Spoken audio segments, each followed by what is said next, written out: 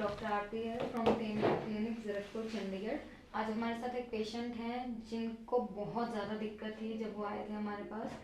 वो ना खड़े हो पा रहे थे ना बैठ पा रहे थे और पूरी बॉडी एक साइड को ही हो रखी थी। स्टिक के सहारे चलते थे। हाँ जी। वो भी चला नहीं जाया करता था। मैं बहुत औखा था बेटा। तो खड़े होना भी बैठना भी बहुत मुश्किल था, बेड में लेटना भी मुश्किल था हाँ जी। उससे। और उनकी एमआरआई हमने करवाई थी, लेकिन एमआरआई के हिसाब से इतनी ज़्यादा दिक्कत थी नहीं। तो एक बार पेशेंट से बात करते हैं ज़रा, उनको क्या दिक्कत थी और कब से स्टार्ट हुई और कैसे कैसे बढ़ी। हाँ जी अंकल, क्या नाम बेटा है? 2022 ਤੇ ਨਾ ਮੇਰੇ ਪੈਰ ਚੋਂ ਉੱਪਰੋਂ ਦਰਦ ਉੱਠਿਆ था। क्या नाम क्या है अंकल? आप ਸੁਖਵਿੰਦਰ ਸਿੰਘ ਹੈ, ਦਿੱਲੀ ਤੋਂ ਆ। दिल्ली तो आए? हाँ जी। हाँ जी, तो की होया था? ਮੇਰੇ ਪੇਨ ਆਈ थी ਥੱਲੇ से। मैं दिल्ली भी 3-4 ਡਾਕਟਰਾਂ ਨੂੰ ਦਿਖਾਇਆ, पंजाब ਚ ਹੀ ਦਿਖਾਇਆ। कोई भारी वजन वगैरह उठाया था आपने? ना कुछ नहीं, मैंने कुछ नहीं था, कोई 2022 में कुछ नहीं किया था? करा कुछ नहीं था, बजे तक मतलब उठाया ही नहीं था। पता नहीं क्या होया, अपने आप होया। मैं दिल्ली भी 3-4 जगह दिखा लिया हाँ जी। ਤੇ पंजाब भी दिखाया, हाँ जी। पंचकूले भी दिखाया, पर मैंने कितने फर्क नहीं पिया। हूँ मैं ठीक है। तो अंकल हुआ क्या था उस टाइम, मतलब आपने दिखाया जब, तो आपने मेडिसिन वगैरह खाई थी मेडिसिन तो मैं 7-7 8-8 गोलियां खा लेता था बेटा दिन दी? दिन दी। अच्छा। जिस दिन मैं अभी आया था, ਜਿਹੜੀ गोली मैं खाई थी, मैं कहना कोई आम बंदा खावे गोली वो खा के उठ नहीं सकता। अच्छा जी। वो खाने के बाद फिर पेन किलर खाई अच्छा जी। जद किते मैं उरे आया था। अच्छा जी। तो अंकल 2 साल पहले से था आपको दर्द? हाँ जी। 2022 च कैसे मैनेज किया, मतलब? जिन्ना कि दिन मैं कराਉਂਦਾ था वो उन्ने दिन आराम ਰਹਿੰਦਾ था। ਉਹਦੇ ਬਾਅਦ ਲਾ ਲਓ ਵੀ 10 ਦਿਨ ਬਾਅਦ ਫਿਰ ਉਹੀ ਕੁਝ ਹੋ ਜਾਂਦਾ था। पर ਹੁਣ ਮੈਨੂੰ ਫਰਕ ਹੈ, ਕੋਈ ਇੰਨਾ ਫਰਕ ਕਦੇ ਪਿਆ ਨਹੀਂ ਤਾਂ ਮੈਨੂੰ ਹੁਣ ਬਿਲकुल सही है। मैं क्या दिक्कत क्या होती थी जब आप मान लो वहाँ से इलाज करवाते रहे, तो फिर उसके बाद दिक्कत किस चीज़ दिक्कत में? पता ही नहीं क्या पता ही, मैंने खुद नहीं बताएगा। मैं नाले कोई वजन नहीं चकता, कुछ नहीं करता रहता, बेड रेस्ट। चलने में दिक्कत आती थी उस टाइम? तुर तो बिल्कुल नहीं था सकता। बिल्कुल ला लो भी छड़ी का लेके बिल्कुल बहुत फिर औखा अंकल था। यहाँ का कैसे पता चला था आप दिल्ली मैं से? आप अपने फेसबुक पे देखा था अपने उस वो देख के फिर आपको फोन करा था, फिर आया था मैं। तो इतनी दूर से आने उससे का मन पहले हो भी गया मैं ना? देख लिया था आपका, पर पंचकूले इलाज करा रहा था मैं। अच्छा जी। देख लिया था, पंचकूले इलाज करा रहा था, करा के मैं चले गया, जांदी सर फिर बेड पे पै गया था मैं। अच्छा जी। हाँ जी। हाँ जी। तो फिर यहाँ पे आने का फिर आपने मन बनाया फिर? हाँ फिर मैं कहा भी ਉਹਦੇ ਕੋਲ नहीं जाना हैगा, भी चल ਆਪਾਂ ट्राई तो मार दईए बंदा, भी चल एक बार देख लिए। दिल्ली में तो अंकल इतने बड़े बड़े लोग बैठे हुए हैं। बहुत ऑपरेशन दस्या था मेरा। हाँ जी। हाँ जी। ਮੈਨੂੰ ਦੱਸਿਆ ਤਾਂ ਜਿਹੜੇ ਚੈਰੀਟੇਬਲ ਵਾਲਾ ਉਹ ਕਹਿੰਦੇ ਤੇ 5 ਲੱਖ ਰੁਪਇਆ, ਆਮ ਵਾਲੇ ਕਹਿੰਦੇ 7-8 ਲੱਖ ਰੁਪਇਆ ਲੱਗੂਗਾ। तो अंकल उन्होंने कोई एमआरआई वगैरह करवाई थी? कुछ नहीं करवाया, उन्होंने एमआरआई कोई नहीं कुछ नहीं, किसी ने नहीं मैंने बोलिया है हमारे। पर आपको ऑपरेशन के लिए बोल दिया ना? हाँ ऑपरेशन ने बोल दिया था, एक्सरा कराया था। एक्सरा तो देख के अंकल आती नहीं है ये चीज़ ना? हाँ एक्सरा कराया था बेटा, एक्सरे से कहा था उन्होंने भी ऑपरेशन होगा। अच्छा जी। हाँ जी बेटा। तो अंकल जब आप पंचकूले से इलाज करा के गए थे तो आप चल के गए थे उस टाइम या कैसे गए थे, मतलब क्योंकि जब आप हमारे पास आए थे उस टाइम? पर इतना ਚੱਲਿਆ नहीं था जितना मैं ਹੁਣ 2-2 किलोमीटर ਚੱਲ ਲੈਣਾ बेटा, ਚੱਲਿਆ नहीं था, बस करा के आके घरे पैदा था। अच्छा। वो कहती बेड रेस्ट है। अच्छा जी। हाँ वहाँ भी जाके बेड रेस्ट करिए, फिर भी अपने आप ही हो गया। अंकल आप हमारे पास आए थे मेरे ख्याल 8 तारीख को, 8 हाँ फरवरी 8 तारीख में थे। हाँ पहला दिन 8 तारीख में थे। है ना? तो आज होगी 29 तारीख होगी। हाँ जी बेटा। तो कोई 20 दिन हो गया आपको यहाँ पे आते हुए? हाँ जी। हाँ जी। है ना? हाँ जी। उन 20 दिन में आपकी सिचुएशन जो थी, हाँ जी। जैसे आप एंटर हुए थे यहाँ हाँ जी। पे, कि ਹੁਣ तो बहुत ठीक है बेटा। उसके हिसाब से पहली बात तो आप बैठ ही नहीं सकते, ना बैठ नहीं सकता इतना आपका टाइम। सारा वजन ही एक साइड को रहता हाँ जी। ना। हाँ जी। और ये वाली जो आपकी हाँ मैं बैठे था तो मैं ऐसे टेढ़ा होकर बैठता था भी इस पर वजन ना आवे। वजन ना आए बिल्कुल। बहुत पेन होता था जब मैं इधर करना, फिर ऐसे बैठना। बैठ तो बिल्कुल ही था, मैं पै के रोटी खाता था, हूँ तो मैं बैठ के रोटी खा रहा। पैर के भी आपको दर्द होती थी? हाँ जी। हाँ जी। लेटे लेटे को भी आपको हाँ दर्द? हाँ जी। और फिर भी पै के रोटी खाई है, कदे मैं बैठ के रोटी नहीं खाई है।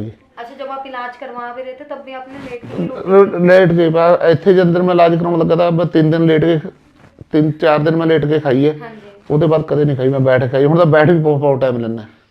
अंकल आपकी एमआरआई के हिसाब से इतनी ज्यादा दिक्कत नहीं थी ना, इतनी होनी चाहिए थी, बट वही होता है कि कई जगह से जैसे जब हम डिले कर देते हैं किसी चीज को, जो इलाज मिल जाना चाहिए था आपको जल्दी, वो लेट मिला, तो उसकी वजह से आपकी प्रॉब्लम काफी बढ़ गई थी। बेटा मैंने पता ही नहीं था, मैंने जिसने भी कहा जहाँ कहा मैं कितने हटे नहीं, मैं जब जाता था भी हाँ मैं ठीक हो जा, किसी पासे से भी हो जा, पर किसी फर्क नहीं था पर मैंने अंकल पिया। हमने पहली चीज आपकी एमआरआई करवाई थी, तीसरे चौथे दिन के बाद हमने बोला था कि एक बार एमआरआई करवा बेटा जरूरत है। ਪਹਿਲੇ ਤਾਂ ਮੈਂ ਨਹਾ ਵੀ ਨਹੀਂ था ਸਕਦਾ, ਮੈਂ ਕਹ ਦੱਸਾਂ ਨਹਾ ਵੀ ਨਹੀਂ था ਸਕਦਾ। अच्छा जी। ਹੁਣ ਮੈਂ ਦਿੱਲੀ ਨਹਾਉਣਾ, ਪਹਿਲੇ ਮੈਂ ਬਿਲਕੁਲ ਨਹੀਂ ਤਾਂ ਨਹਾ ਸਕਦਾ ਨਾ, 12 सीट ਤੇ ਬੈਠਣਾ आधा मिनट मसों बैठ होता था, इतनी प्रॉब्लम थी। अब बिल्कुल सही है। अब मैंने आपको 3-4 दिन से चलने के लिए बोलना हुआ था, हाँ जी, तो अब आपने चल के देखा है? हाँ जी, हाँ जी, मैं 2 किलोमीटर आज राती में 2 किलोमीटर रात पे, अभी रात में 12 बजे आया करे, हाँ जी। शादी में भी जाके आया रात में। अच्छा जी। हाँ जी, हाँ जी, हाँ जी, तो ठीक रहा था? ठीक रहा मैं, क्यों शादी में भी जे जाता था कितने चला चले भी गए ना, पहली गल मैं जाता ही नहीं था, तू जा ही नहीं था सकता है। हूँ मैं शादी प्रॉपर 2 साल अटेंड करी, मैं ठीक करी है। आपने मना कराया था मेरे को शादी अटेंड नहीं थी करनी, मैं जाना पाया था, फिर मैं करी थी, पर उरे आगे बोलिया नहीं था हैगा। देखो पेशेंट ऐसी हरकतें करते हैं ना ना पता क्या करा बेटा, वो जरूरी था कि इधर किसान बैठे थे, किसाना करके करते आ नहीं सकते, कि जे ना साढ़े कोई जाता फिर साढ़े प्रॉब्लम आ जाती भी नहीं वो कर लेता। ठीक है अंकल।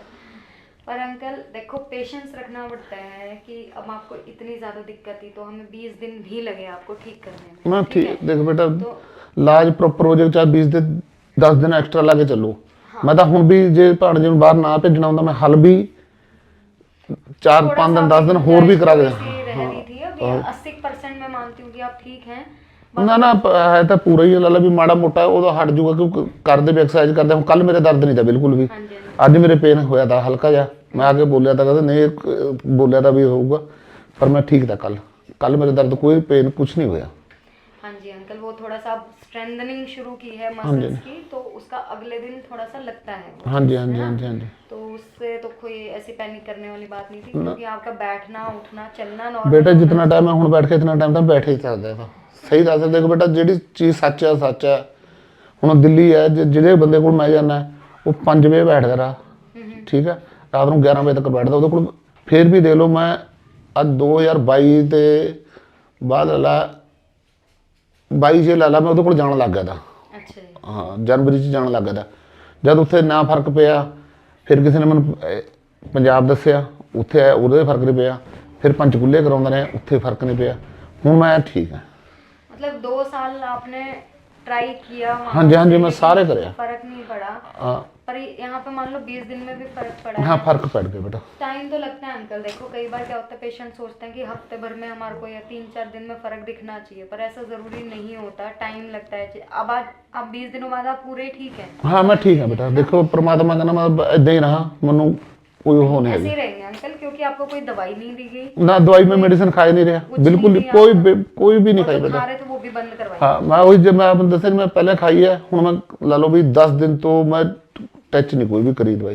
तो बिना पेन किलर के ही आप ठीक हैं हाँ और जी। ऐसे ही रहेंगे, क्योंकि कुछ चेंज नहीं होगा आपके शरीर में, जो था वैसे ही है आप हाँ जी। नेचुरली ठीक हुए हैं। हाँ जी, हाँ कुछ जी, हाँ भी जी। वो नहीं गया आपके शरीर में।